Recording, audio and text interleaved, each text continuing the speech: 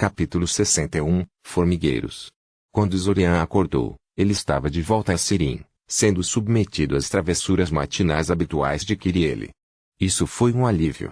Quando a luz vermelha iluminou tudo no final do reinício anterior, ele temia que houvesse consequências duradouras. Afinal, havia um envolvimento primordial, e ele achava que não era algo que devesse ser levado de ânimo leve. Havia um precedente sobre eles serem capazes de afetar almas, considerando o papel da essência primordial na criação de shifters. Depois de perseguir Kiriele fora de seu quarto, ele se sentou e realizou um rápido exame de sua mente e a uma por qualquer dano não óbvio que eles poderiam ter recebido. Somente quando seu autodiagnóstico se esvaziou, ele relaxou. Ele se perguntou o que a luz vermelha significava. Os cultistas obviamente perderam o controle sobre o ritual e ele falhou de maneira letal, matando todos na área. Mas ele se perguntou qual seria a natureza desse fracasso e quão extenso o dano havia sido. Pode ser que interromper o ritual no meio do caminho seja quase tão perigoso para a cidade quanto deixá-lo seguir seu curso? Bem, não importa, eles teriam que encontrar uma maneira de frustrá-lo antes mesmo de começar.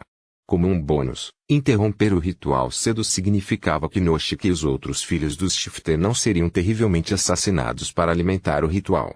Anteriormente, Zorian estava correndo com adrenalina e tinha preocupações mais urgentes com que se preocupar, como magos hostis tentando matá-lo. Como tal, ele foi capaz de afastar o impacto emocional dessas vistas e não pensar muito nelas. Agora, no entanto, não havia tais distrações presentes. E Zorian tinha uma memória muito vívida, especialmente depois de passar por todos esses métodos de treinamento em magia da memória aroniana. Droga! Aquelas memórias o incomodariam nos próximos meses, ele sabia disso. Especialmente a parte sobre Noshika. Não era como se o sofrimento do resto das crianças o deixasse com frio ou algo assim, mas eles eram essencialmente estranhos. Ele viu todos os tipos de coisas horríveis acontecerem com estranhos durante a invasão, e estava um pouco entorpecido até agora. Mas Noshika, ele a conhecia. Mesmo antes de ele ter sido puxado para o tempo e ela se tornar amiga de sua irmãzinha, ele a conhecia, embora apenas como aquela garota cuja bicicleta ele puxou para fora do rio. Isso tornou difícil para ele apenas deixar as memórias de lado em favor de focar em outra coisa. Felizmente, ele não precisou procurar muito para encontrar uma distração adequada. Zasha apareceu na porta de sua casa novamente, exatamente como havia feito no reinício anterior, dando a ele alguém com quem conversar. Logo, os dois se viram sentados sozinhos em um compartimento de trem, partindo de Sirim. Não queria ir desta vez, hein? Zasha disse, cantarolando pensativo. Eu acho que isso não será mais um reinício de férias, então? Outro? Zorian zombou. Algumas férias o reinício anterior acabou sendo. Francamente, muito disso é culpa sua, disse Zasha. Se você realmente queria relaxar, não deveria ter cutucado assuntos sérios tanto. Inferno, se você me perguntar, umas férias apropriadas envolveriam deixar Soria completamente. Ainda podemos fazer isso agora, se você quiser. Conheço essa praia realmente linda em Tetra, bem no sul do continente. Não, eu não acho que seja uma boa ideia, disse Zorian, acenando para ele. Não me interpretem mal, eu preciso de umas férias pequenas. Mas não poderei relaxar com tudo isso me incomodando ao fundo. Vamos dar algumas reinicializações para investigar todas essas novas informações e depois podemos relaxar. Oh! Zasha se animou, inclinando-se para frente em seu assento. Então você descobriu algo daquele mago que sua memória sondou? Muitas coisas, Zorian assentiu alegremente. O ataque ao buraco tinha sido uma manobra muito arriscada, mesmo para um casal de viajantes no tempo como eles, mas a recompensa foi tão grande quanto Zorian esperava que fosse. Parecia que, mesmo dentro do ciclo do tempo, o velho ditando sobre grandes ganhos apenas com grandes riscos era verdadeiro. Você quer tudo ou apenas os destaques? Damos destaques por enquanto, disse Zasha. Podemos entrar em detalhes mais tarde. Tudo bem, Zorian assentiu. Ele esperava isso. Primeiro de tudo, você notou que aqueles magos atrás do escudo estavam vestindo vestes vermelhas, Zasha assentiu. Mais ou menos como o que o terceiro viajante da época usava. Eles não são iguais ao que a Regoba estava usando, são completamente idênticos, disse Zorian. Estou certo disso. E isso é interessante, já que essas roupas não são algo que você pode comprar no mercado aberto. Eles são feitos especificamente para os membros do círculo interno da ordem esotérica do dragão celestial. Ninguém, exceto eles, deveria ter um.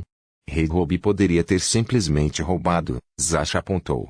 Embora seja certo que eu não tenho nenhuma ideia de por que ele faria o possível para roubar esse manto especificamente. Essas vestes deveriam ser uma maravilha de engenharia mágica, disse Zorian. Eles são feitos de materiais muito raros e impressionantes, especificamente fios de escarlate e seda do mar carmesim, e densamente incorporados com poderosas magias defensivas e alas de privacidade. Se eles são tão impressionantes quanto o mago que eu me lembro, pensava que eram, não estou surpreso que o Rei Robi iria querer um. Eu também quero um agora.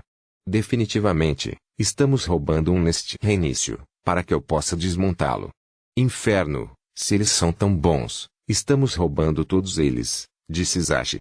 Se eles são feitos de seda carmesim, podemos vendê-los por enormes quantias de dinheiro baseadas apenas em materiais. É um pouco lamentável, porém, já que agora não podemos saber se o Rei Robi está apenas sendo prático usando essas vestes ou se ele realmente é um cultista.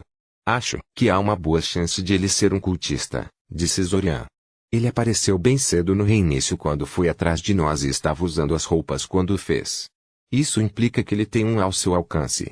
O momento em que ele tentou te matar quando você mal saía da cama é especialmente revelador. Parece que ele veio correndo em sua direção o mais rápido possível, com o mínimo de preparativos, mas ele ainda estava com ele.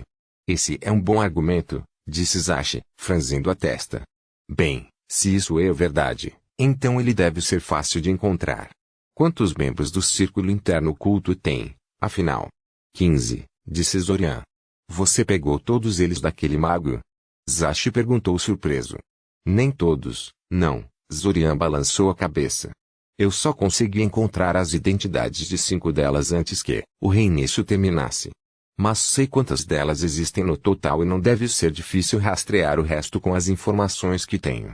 Especialmente porque conheço a identidade da pessoa que lidera o culto. Cara, eu estou realmente começando a ficar com ciúmes da magia da sua mente, disse Zashi. Sempre que tentei investigar o culto, nunca fui a lugar nenhum. Esqueça de rastrear o líder. Eu não conseguia nem identificar membros de alto escalão. Nem mesmo as poções da verdade ajudaram. Provavelmente porque todos os membros do círculo interno, assim como qualquer outra pessoa em posições importantes, juraram um segredo para manter em segredo os nomes e identidades de seus colegas do círculo interno, disse Zorian. A mágica da mente não se importa com nada disso, é claro. Sim, esfregueu, Zashi resmungou por um segundo. Bem, o que você está esperando?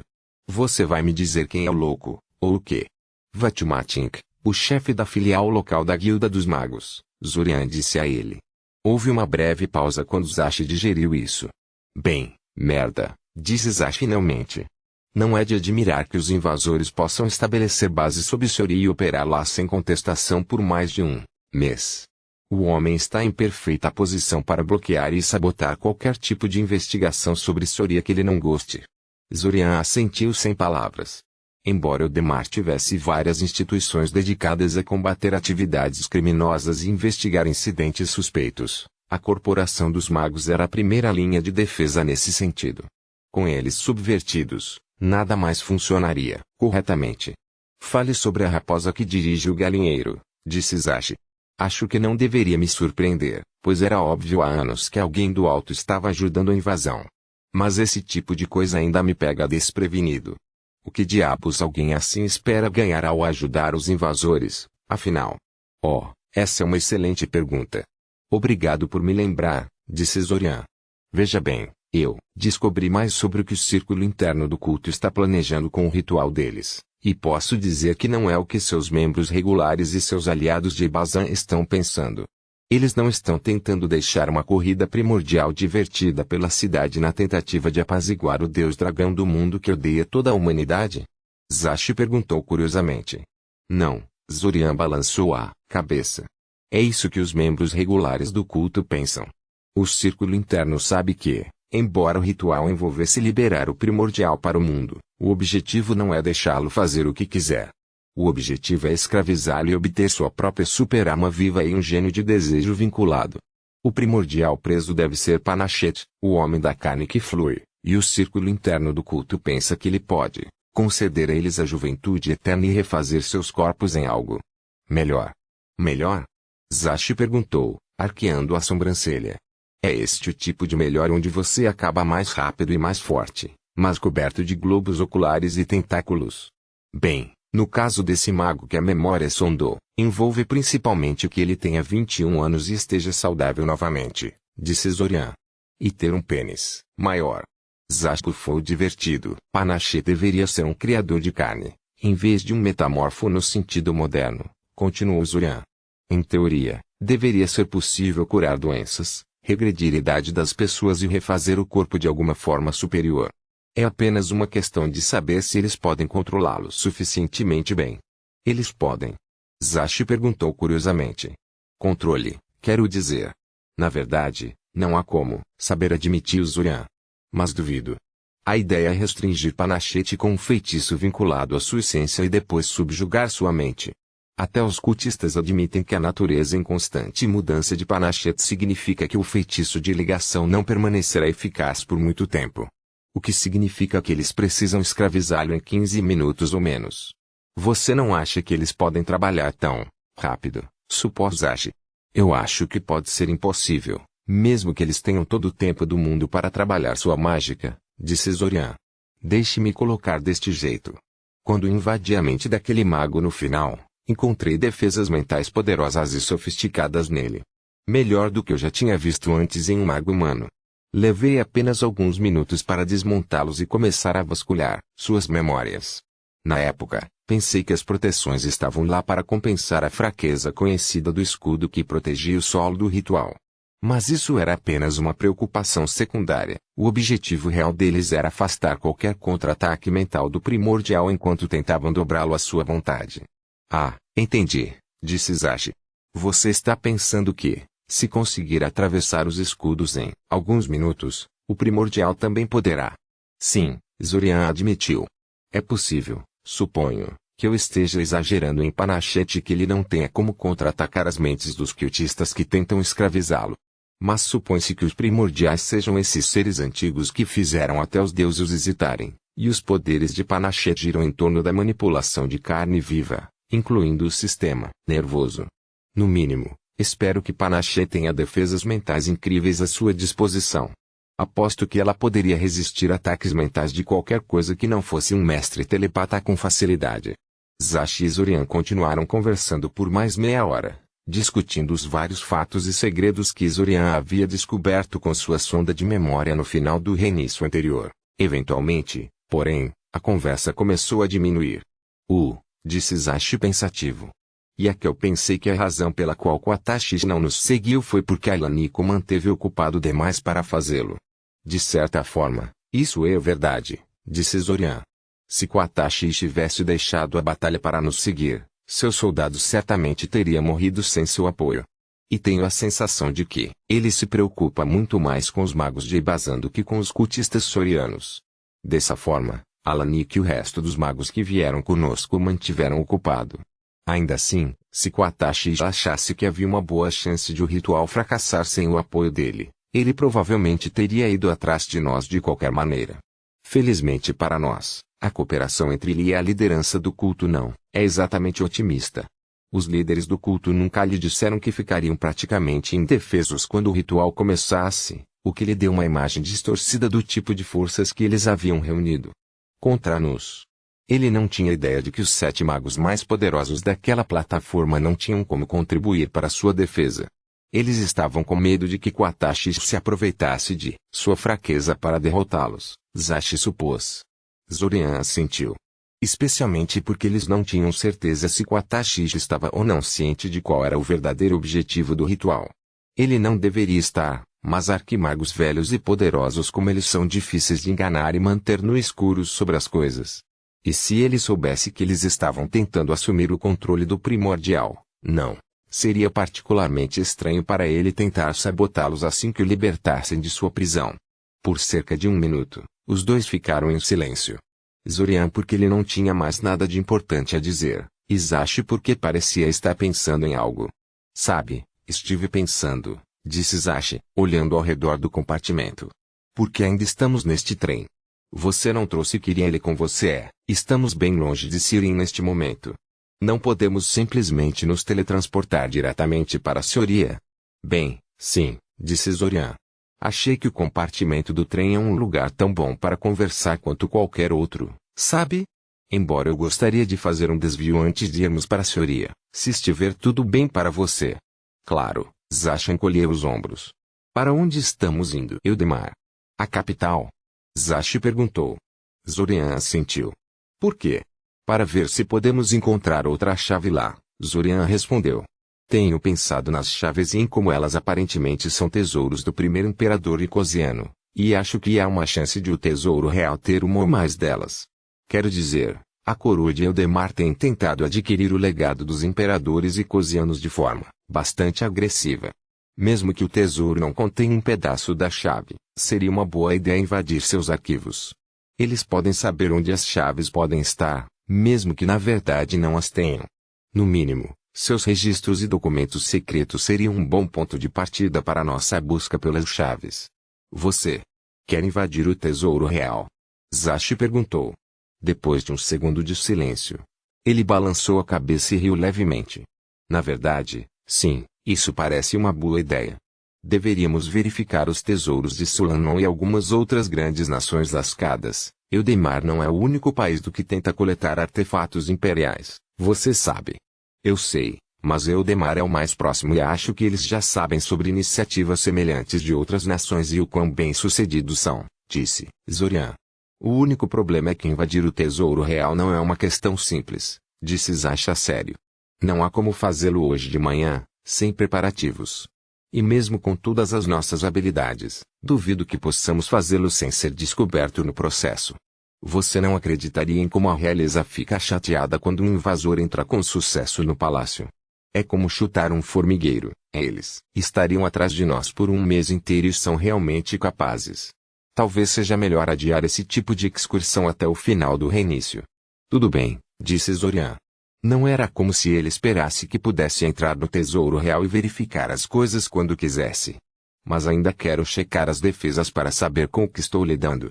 Presumo pelas suas palavras que você já invadiu a cidade, para que você possa me contar os detalhes da sua perspectiva enquanto caminhamos. Na verdade, nunca consegui entrar no tesouro, disse Zashi. É verdade que não tentei muito. Fiz isso rindo, realmente, para ver se conseguia.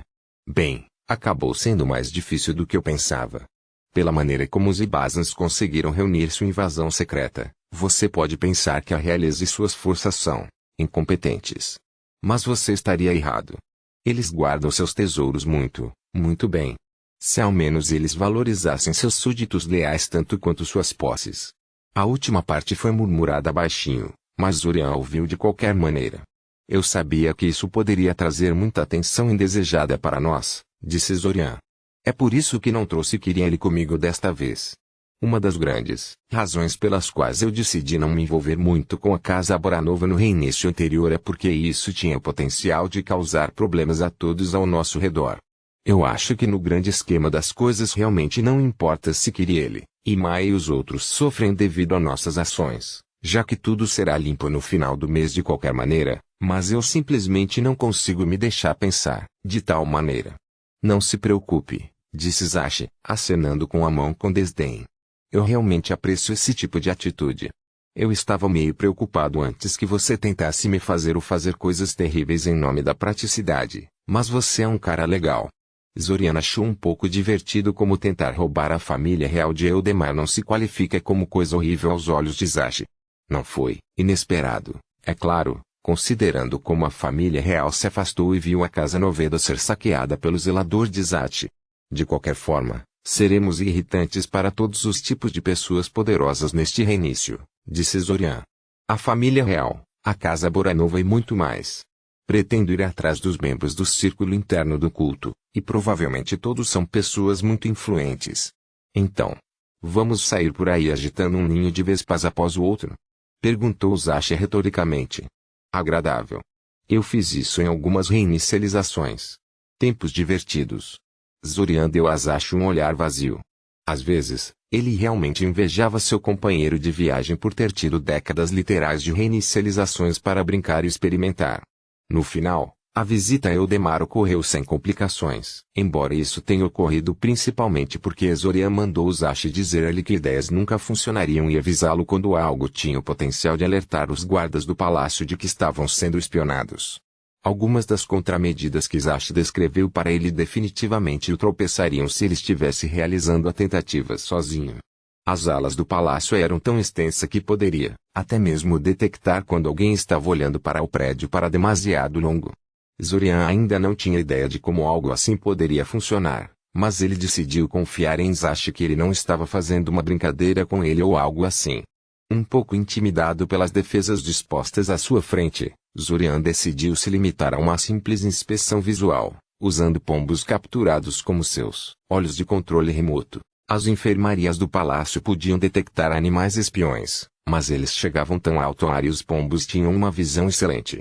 Tanto quanto Zorian sabia, suas ações não foram detectadas. Mesmo se eles fossem, Zashi e Zorian já haviam deixado a cidade antes de fazer a tentativa, e Zorian estava controlando os pombos através de uma cadeia de relés telepáticos. No dia seguinte, foram a Shvin e Alan Wake para tentar convencê-los de que o ciclo do tempo era real e que precisavam de ajuda. Houve um pouco de discussão entre Zashi e Zorian sobre como fazê-lo. Zorian argumentou que eles deviam dedicar um tempo para convencê-los, enquanto Zashi insistia em que eles deveriam simplesmente jogar tudo no colo e imediatamente ver o que aconteceria. No final, eles decidiram seguir o plano de Zashi. Se funcionasse, economizaria muito tempo. Se falhasse, eles simplesmente perdiam o valor de sua ajuda, o que não era muito debilitante. Previsivelmente, nem Shvin nem Alan Wake reagiram bem quando confrontados com as reivindicações coletadas de Zashi e Zorian, mas ambos aceitaram as anotações que haviam confiado a Zorian no reinício anterior e concordaram em pelo menos considerar sua história. Era mais do que Zorian esperava sair deles, para ser honesto. Veiers ainda não foram encontrados. Zashi confirmou que esse também era o caso no início do reinício. Ele procurou o garoto antes de vir se encontrar com Zorian, e Veiers não estava em Soria naquele momento. Assim, no terceiro dia do reinício, Zashi e Zorian decidiram iniciar uma investigação mais intensa sobre o paradeiro de Veiers. Especificamente, eles decidiram invadir a mansão Boranova e interrogaram Doril Boranova, o homem que atuava como zelador do menino desde que seus pais haviam morrido no pranto. Por necessidade, a invasão não poderia ser muito sutil. Embora tivessem passado por momentos difíceis, os Boranova ainda eram uma antiga casa nobre, e sua mansão possuía muito boas alas para protegê-la. Zashi e Zorian não estavam dispostos a gastar várias reinicializações gradualmente mapeando seu esquema de proteção, a fim de subvertê-lo pacificamente. Como tal, eles decidiram simplesmente entrar, garantir que Veiers não estivesse escondido em algum lugar da casa sob enfermarias pesadas, sequestraram Doril e depois se teletransportar para um local previamente combinado para que pudessem interrogar o homem em paz. O ataque inicial à mansão ocorreu no meio da noite, já que as autoridades da cidade seriam mais lentas naquela época, com a maioria das pessoas dormindo e tudo, e consistia em Zorian lançando uma série de análises da ala das divisões da mansão para localizar a pedra da ala que os alimenta. Sua sondagem das enfermarias do prédio foi instantaneamente detectada, é claro, mas levou tempo para que as pessoas reais dentro do prédio se organizassem, entendessem o que estava acontecendo e apresentassem uma resposta. Antes que pudessem fazer qualquer coisa, Zorian já havia encontrado as informações que ele estava procurando. Lá, disse Zorian, apontando o dedo na direção da pedra da ala. Entendi, disse Zashi, começando rapidamente a realizar uma longa cadeia de gestos. Vou abrir um caminho para nós. Logo, uma peça devastadora de magia de artilharia atingiu a parede na frente deles, abrindo uma nova entrada para a mansão em questão. Eles correram para dentro, desativando os defensores da mansão atordoados que encontraram antes de seguir em direção à pedra da ala. Zorian ficou chocado com a facilidade da operação. Ninguém poderia detê-los. Os habitantes da mansão foram pegos, completamente desprevenidos pela repentina ferocidade de seus ataques, e a maioria deles tentou sair do caminho com medo, em vez de organizar algum tipo de defesa apressada contra eles. Em pouco mais de um minuto, Zashi e Zorian chegaram à sala da ala. A porta era feita de aço grosso, alquimicamente reforçado, e era praticamente indestrutível no curto período de tempo que eles precisavam fazer isso. Mas, infelizmente, para a casa Boranova, as paredes não eram igualmente duráveis. Isashi, sem cerimônia, abriu a porta das dobradiças e passeou por dentro. Depois disso, quebrar a esfera dourada que serviu de âncora para as enfermarias da mansão se mostrou trivialmente fácil. Quando a pedra da ala da mansão caiu, todas as enfermarias que defendiam a mansão seguiram. Às vezes, famílias ricas como essa possuíam sistemas de backup em caso de traição ou acidente, resultando no fracasso da pedra fundamental da ala, mas aparentemente a casa Boranova não se incomodava com tais contingências. Sem barreiras de adivinhação para atrapalhar, eles rapidamente examinaram a mansão inteira em busca de Villiers, apenas para ficarem vazios. Não importa, eles esperavam o mesmo. Eles imediatamente partiram para Andoril, que estava tentando organizar algum tipo de defesa depois de notificar as autoridades sobre uma invasão. O grupo que ele reuniu ao seu redor, na verdade, forneceu a única peça valiosa de resistência durante toda a operação, mas a falta de escudos mentais significava que eles sofreram perdas devastadoras antes de perceberem o que estava acontecendo e poderiam contrariar as habilidades de Zorian.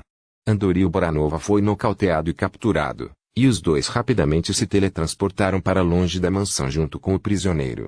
Eles fizeram vários saltos de teletransporte em rápida sucessão, todos usando diferentes feitiços de teletransporte e direções de viagem, antes de finalmente chegarem a uma pequena caixa subterrânea sem saídas físicas que haviam preparado, previamente para o interrogatório. Estranhamente, quando eles finalmente acordaram Andoril e começaram a perguntar sobre Veeres, o homem riu. Foi uma risada muito amarga, mas mesmo assim uma risada. Veeres. É sempre aquele garoto, não é? Andoril suspirou. Tudo bem, o que ele fez agora? Não importa, disse Zorian, sua voz ressonante e magicamente distorcida. Tanto ele como Zashi estavam escondidos atrás de várias camadas de roupas e feitiços de privacidade, e o homem deveria ser incapaz de lançar qualquer coisa, graças a um veneno que perturbava a magia que Zorian havia alimentado enquanto ele estava inconsciente. Esperançosamente, as medidas que haviam tomado seriam suficientes para manter suas identidades a salvo de vários investigadores, pois pretendiam deixar o homem ir depois do que terminassem de interrogá-lo. Onde está Villiers agora? Eu não sei, o homem grunhiu, parecendo irritado. Zorian podia ler seus pensamentos com bastante facilidade e sabia que estava dizendo a verdade. Você não é o guardião dele? Zashi perguntou. Como você pode não saber? Como se aquele garoto tivesse me ouvido. Andoril estalou. Eles me fizeram o guardião do garoto, mas nunca me deram autoridade para discipliná-lo. Ele vem e vai como quiser. Eu não o vejo há uma semana inteira, desde que ele foi expulso da academia. Por que ele foi expulso da academia? Zashi perguntou. Ele perdeu a paciência e explodiu em uma bola de fogo centrada em torno de si. Nenhuma morte, mas algumas pessoas ao seu redor foram queimadas, incluindo um professor que tentou impedi-lo, disse Andoril. A academia disse que foi um ataque. Ele disse que acabou de perder o controle sobre sua magia e que, se a educação da academia valia a pena, ele não teria um controle tão ruim sobre suas habilidades. E o que você acha? Zashi perguntou. Acho que Veers simplesmente perdeu o controle sobre sua magia e que a academia sabe disso. Eles estavam apenas procurando uma desculpa sólida para se livrar dele, disse Andoril com um bufo irônico. Não os culpo. Eu não queria se estivesse no lugar deles também. Droga, Veers, por que você sempre faz esse tipo de coisa? Você está sendo surpreendentemente cooperativo, ressaltou Zorian. Estou cansado de assumir a culpa por tudo que o garoto faz, disse Andoril. Eu não vi o garoto por uma semana inteira, e as primeiras notícias que ouvi sobre ele foram sequestradas por dois loucos procurando por ele. Loucos que estão dispostos a lançar um ataque frontal à sede da casa nobre situada dentro de uma grande cidade. E são poderosos o suficiente para ter sucesso. Não estou morrendo por esse garoto. Houve uma breve pausa enquanto Zashi e Zorian processavam isso. Ao ler os pensamentos do homem, Zorian percebeu que a maneira como eles mascaravam sua identidade deixava o homem um pouco à vontade. Se eles mostrassem abertamente seus rostos, ele teria assumido que eles pretendiam matá-lo no final e teria sido muito menos cooperativo. Como era, ele sentiu que havia uma boa chance de que o deixassem ir se ele dissesse o que eles queriam saber. O fato de estarem perguntando sobre Venheiros em vez de outros segredos mais sérios da casa também foi um fator. O interrogatório de uma hora seguinte lançou alguma luz sobre o garoto briguento com quem eles haviam compartilhado uma aula, parcialmente através de sessões honestas de perguntas e respostas com Andoril e parcialmente através do uso estratégico de leitura de pensamentos, sondas de memória e apagamento de memória de curto prazo. Aconteceu que a casa Boranova tinha uma linhagem, mas a maioria de seus membros nunca despertou em todo o seu potencial. Em seu estado adormecido, a linhagem simplesmente dava uma afinidade excepcional para o fogo mágico. Somente a linha principal da família sabia como inflamar a linhagem sanguínea em seu estado ativo, dando ao usuário habilidades mais impressionantes. Embora a casa Boranova não tivesse sido extinta durante as guerras Splinter e o Choro, eles haviam perdido a maioria dos membros principais da família. Da linha principal da família, apenas Veiers havia sobrevivido às tribulações, e seu pai havia morrido sem ascender a linhagem do menino ou passar para ele, ou qualquer outra pessoa, na verdade, as especificidades do processo. A consequência disso foi que alguns dos membros mais influentes da casa Boranova começaram a questionar o direito de sucessão de Veiers. Eles eram jovens demais, disseram eles, e nem tiveram sua linhagem inflamada. Que tipo de herdeiro da casa Boranova não tinha uma linhagem inflamada? O que o fez realmente qualificado para liderar a casa? Não seria melhor colocar alguém mais comprovado no comando, durante esses tempos difíceis? Alguém como um deles. O conflito ameaçou destruir a casa, até que a facção Veiers criou um novo ritual de ignição, reunindo fontes históricas fragmentadas e uma quantidade saudável de especulações. Pressionados pelo tempo e relutantes em dar a alguém a legitimidade de uma linhagem inflamada, eles decidiram usar o ritual em Venheiros imediatamente. A princípio, pareceu funcionar. Veiers desenvolveu magia de fogo não estruturada, assim como seus antecessores inflamados, e ele pôde abrir fechaduras mágicas que só podiam ser abertas por membros inflamados da casa e acessar as áreas secretas da família. Os pretendentes desistiram de suas reivindicações e tudo ficou bem por um tempo. Infelizmente, logo ficou claro que o novo ritual de ignição estava com defeito ou que era necessário algum tipo de regime de treinamento especializado para estabilizar o estado de ignição, porque Veiers começou a perder o controle sobre suas emoções e magia. Tornou-se propenso a rápidas mudanças de humor, rindo ruidosamente em um segundo, apenas para ser reduzido a uma depressão quase suicida no próximo e depois explodindo em fúria assassina quando confrontado. Sua magia de fogo não estruturada começou a se manifestar com base em seus desejos subconscientes, frequentemente girando totalmente fora de seu controle, quase como se tivesse uma mente própria. A casa Boranova encontrou às pressas vários especialistas e exercícios mágicos que permitiram a Veiers recuperar alguma medida de controle sobre si mesmo. Nada disso foi perfeito, no entanto, e as queixas sobre a liderança de Veiers retornaram com força total. Enfurecido, Veiers tentou executar seus desafiantes, mas a casa Boranova estava em uma posição muito terrível para começar a matar seus próprios membros. Essencialmente, mesmo tentando fazê-lo provavelmente resultaria em guerra interna. Gradualmente, Veiers afundou em um poço de raiva e amargura com a traição percebida de seus próprios familiares e começou a atacar todos ao seu redor. E quando ele começou a ir para a academia, essa raiva foi estendida à academia e a todos que estavam nela, pois suas tentativas de ajudá-lo a controlar suas instáveis habilidades mágicas não funcionavam rápido o suficiente para seu gosto. Assim como sua família, a academia havia falhado com ele. Infelizmente, como Veiers e Andoril não se davam muito bem, o homem não fazia ideia se Veiers tinha algum amigo ou associado fora da casa com quem eles pudessem conversar. Também era improvável que mais alguém em sua família soubesse mais. Veiers havia queimado suas pontes com a maior parte da casa Boranova, até mesmo as pessoas que o apoiaram no início, culpando-as pelas consequências de sua falha na ignição. Nesse ponto, ele era praticamente um herdeiro apenas no nome. A única razão pela qual ele não havia sido despojado de sua posição já era que havia vários candidatos válidos para substituí-lo, e o Conselho de Anciãos temia que eles destruíssem a casa Boranova se escolhessem uma substituição imediatamente. Eles deixaram Andoril inconsciente e o deixaram deitado em um campo perto de Soria, pronto para acordar depois de alguns minutos. Depois de mais meia hora para mascarar a trilha, os dois retornaram à mansão Noveda. Zorian estava tecnicamente vivendo em seu antigo prédio do dormitório novamente, Mas eles e concordaram que seria melhor se ele se mudasse com Zashi durante o período de reinicialização. Dessa forma, eles sempre estariam próximos o suficiente para se coordenarem entre si para fugir ou combater os atacantes. Afinal, eles deixaram muita gente furiosa hoje à noite e só iriam enfurecer mais deles em um futuro próximo. Se seus caçadores acabassem localizando-os, era melhor que eles não se deixassem apanhar um por um. O furor criado por seu ataque à mansão Boranova foi algo impressionante. Zorian originalmente pretendia atacar os membros internos do culto imediatamente depois, mas decidiu adiar isso quando viu a escala da caçada humana lançada contra eles. As autoridades de Soria realmente não gostaram de algo assim acontecendo bem debaixo do nariz. Entre o ataque à Casa Boranova e os frequentes ataques de monstros que haviam ocorrido nos últimos 2 dias, Soria não parecia exatamente um civilizado e seguro cidade. Zashi e Zorian acabaram passando a maior parte dos 3 dias seguintes fora de Soria, visitando vários sites que Zashi havia encontrado no passado em busca do ilusório feitiço simulacro.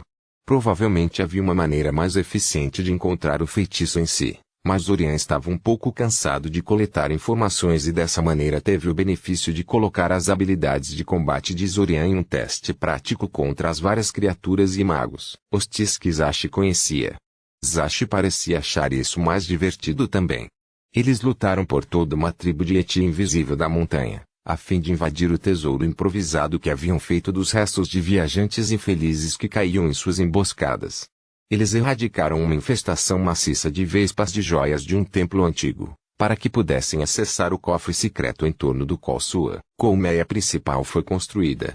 Eles capturaram com sucesso um enorme peixe-gato comedor de homens que estava aterrorizando as aldeias do rio Olga e extraíram uma caixa de rolagem de metal de seu estômago, os feitiços que ele continha protegidos com segurança dentro de casa, mesmo depois de anos de exposição aos ácidos do estômago do peixe-gato gigante.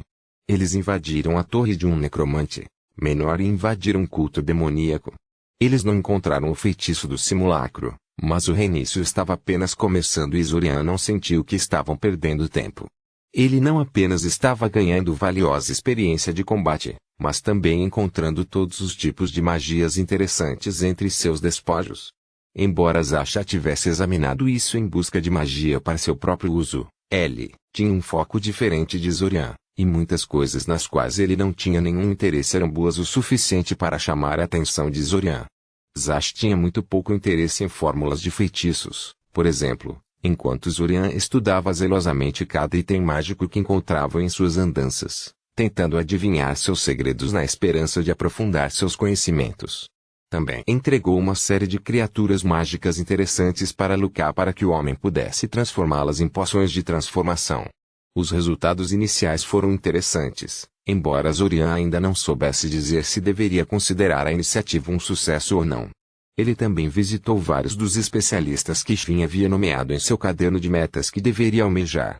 Ele optou por não atacá-los e nem sondá-los na memória ainda, e simplesmente tentou conversar com eles para ver o que poderia ganhar com eles pacificamente. Infelizmente, foi como Shin disse, seus melhores truques eles não estavam dispostos a compartilhar por nenhum preço. Pelo lado positivo, até mesmo as coisas que eles estavam dispostos a compartilhar eram úteis para Zorian. A maga especializada em técnicas de detecção mágica era especialmente útil, permitindo-lhe identificar vários becos sem sair entre suas ideias e ajudando a identificar quais criaturas tinham os sentidos mágicos mais úteis para tentar obter. Aparentemente, uma Ibeast, a bolha roxa flutuante coberta de olhos que o matou em uma das reinicializações, foi uma das melhores escolhas para isso. Infelizmente, quando Zashi e Zorian tentaram procurar a criatura no sistema de cavernas abaixo de Pnesoveri, eles não conseguiram encontrá-lo. Mesmo quando eles verificaram o local onde Zorian acabou sendo morto por tantas reinicializações atrás.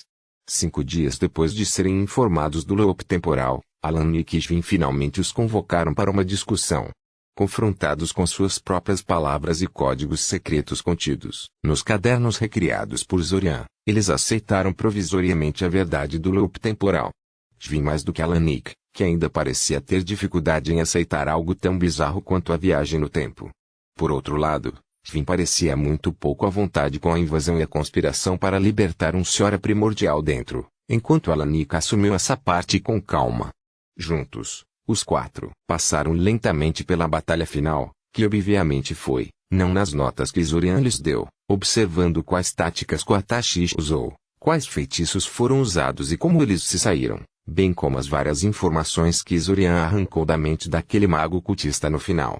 Muitas ideias e sugestões foram lançadas, e muitas mais seriam, sem dúvida, distribuídas depois que Alan e Kishvin tivessem a oportunidade de examinar as informações por alguns dias. Alan Wake parecia estar especialmente indignado quando descobriu as especificidades do sacrifício de crianças envolvidas no ritual para liberar o primordial e queria saber o nome das crianças para que alguém pudesse protegê-las. Zorian não tinha queixas sobre isso, era realmente um alívio ouvir isso, e tirou um pouco de peso da consciência de Zorian por não se concentrar muito neles. Depois disso, Zashi e Zorian começaram a ir atrás do círculo interno do culto. Esses ataques foram muito mais moderados e sofisticados do que o ataque direto à mansão Boranova, mas dificilmente foram detectados. Por um lado, o círculo interno do culto consistia em magos poderosos, muitos dos quais tinham posições influentes em várias organizações, raramente estavam sozinhos e suas casas estavam bem protegidas. Por outro lado, Zashi e Zorian estavam atrás de seus bens e de seus segredos. Sempre que obtinham acesso às casas de seus alvos, levavam qualquer coisa que parecesse valiosa, interessante ou incriminadora. Assim que o furor pelo ataque à Casa Boranova começou a diminuir e os ataques dos monstros que saíam do submundo de Soria começaram a diminuir, uma nova rodada de escândalos eclodiu na cidade, quando vários magos de destaque foram atacados em suas casas e roubados suas posses. A indignação ficou tão forte que a coroa de Eldemar anunciou que pretende enviar um grupo de investigadores reais para inspecionar a cidade e suas instituições. Era um momento ruim para ser um funcionário da cidade de Soria. Com um baque surdo, a única porta que ligava o quarto negro sob Soria ao momento em que as instalações de pesquisa mágica se fecharam. Do ponto de vista do mundo exterior, seria aberto no dia seguinte. Do ponto de vista de Zashi e Zorian, eles haviam conseguido um mês extra no reinício. Conseguimos, disse Zashi alegremente. Eu realmente pensei que nós erramos as coisas por um segundo, mas conseguimos. Nós estragamos tudo, disse Zorian, inspecionando a túnica vermelha e sedosa em seu colo. Era o lendário manto vermelho usado pelos membros internos do culto, um dos 4 que Zashi e Zorian haviam adquirido em suas incursões contra os cultistas. Nossa falsificação do selo real estava incompleta e o sujeito que inspecionava nossos documentos viu através dele. Eu tive que editar suas memórias. Ah, disse Zashi, esvaziando um pouco antes que seu entusiasmo retornasse com força total. Oh, bem, tudo está bem quando acaba bem. Não esquecemos nada, não é? Zorian olhou para a grande pilha de caixas de madeira que eles trouxeram para o quarto negro. Havia um pouco de tudo lá: comida, água, livros para vasculhar, feitiços e exercícios mágicos para testar, pilhas e pilhas de mana cristalizada para compensar a falta de mana ambiental na sala negra, alguns itens mágicos interessantes para Zorian para estudar, jogos de tabuleira para passar o tempo com e assim por diante. Ele não podia ver através de objetos sólidos, obviamente, mas eles não perderam nenhum dos caixotes em trânsito, então tudo deveria estar lá. Acho que não esquecemos nada, não, disse Zorian, balançando a cabeça. Ele deixou a túnica vermelha de lado por um momento e deu a Zashi um olhar cansado. Por que você está tão animado com isso, afinal? Você percebe que vai passar o próximo mês enjaulado comigo neste espaço minúsculo, vasculhando registros escritos e passando por exercícios repetitivos? Não seja um desastre, Zorian, disse Zashi. Esta é a primeira vez que estive em uma câmara de dilatação do tempo. Essa coisa poderia fazer muito bem para nós. É emocionante. Zorian riu conscientemente. Ele veria quanto tempo esse humor duraria.